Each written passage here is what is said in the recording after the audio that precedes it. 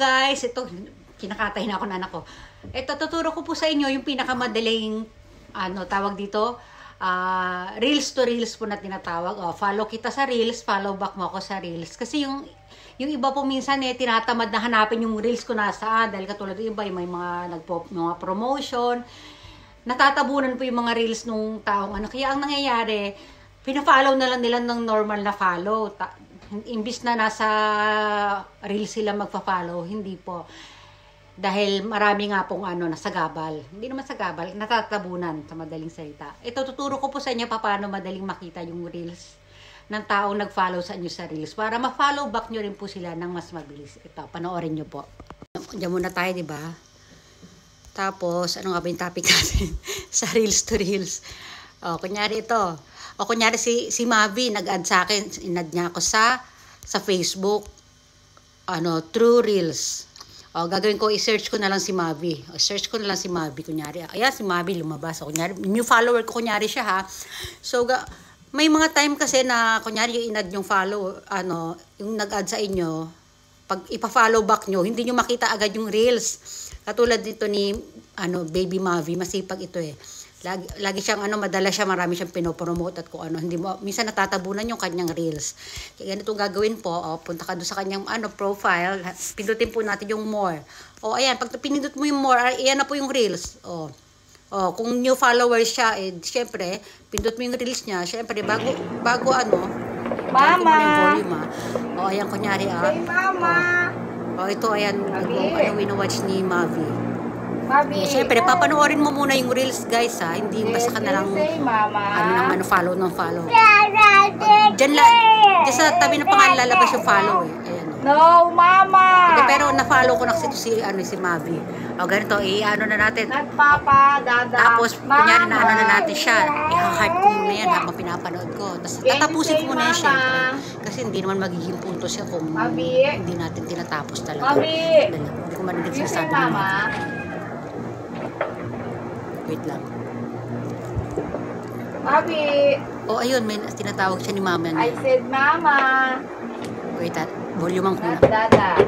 Dada daw. Mama! Mama. Ayan na. Mavi! Parang medyo mahina yung volume eh. Mavi! Mama! Diba? Ayan na, parang natapos na siya. Hina yung volume, hindi ko masyado marinig. Pasensya na. Mavi! Siyempre, ang cute-cute ni Mavi. Kukomentan ko na yan. Mama! Kukomentan ko na yan. Nagsalita na, dumaldal na. Dal-dal ka ni Mavi. No, Mama! Ang cute. Ang cute ng baby na yan. Nagpapadada. Mama! Ayan, super dal-dal. Can you say Mama? Ayan, diba? Mavi! Tapos, Mavi! ito na. You say Mama? Ayan, diba? Diyan sa tabi ng diyan lumalabas yung pangalan na Mavi! sa tabi ng Baby Mavi. Diyan po lumalabas yung follow. Doon mo siya pipindutin ng follow.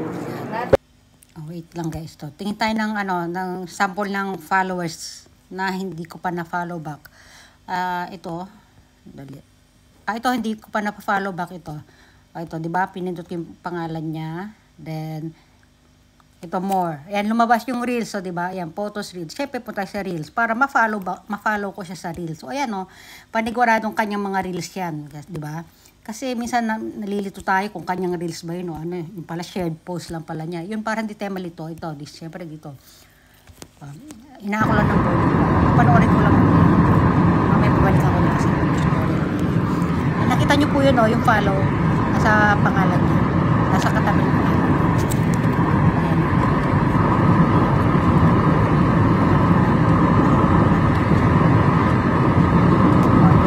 Habang pinapanood ko siya, i-heart ko na yan. Tapos syempre, tatapusin ko pa rin yan. Dapat gano'n naman talaga, tinatapos ko talaga dapat natin.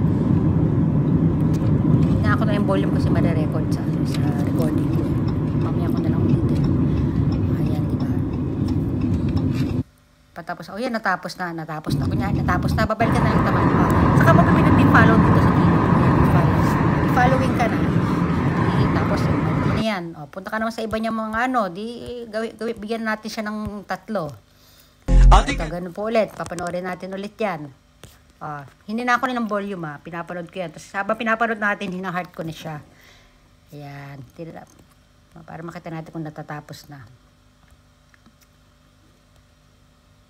Ayan, di ba? Ayan. Basta panoorin muna natin hanggang sa matapos yan. Ako pinapanood ko muna bago ako nagre-react Kaya lang tutorial kasi kaya minadali ko na. Babalikan na lang natin ito mamaya. Basta ganun po, napakadali lang po. Sana po may natutunan kayo.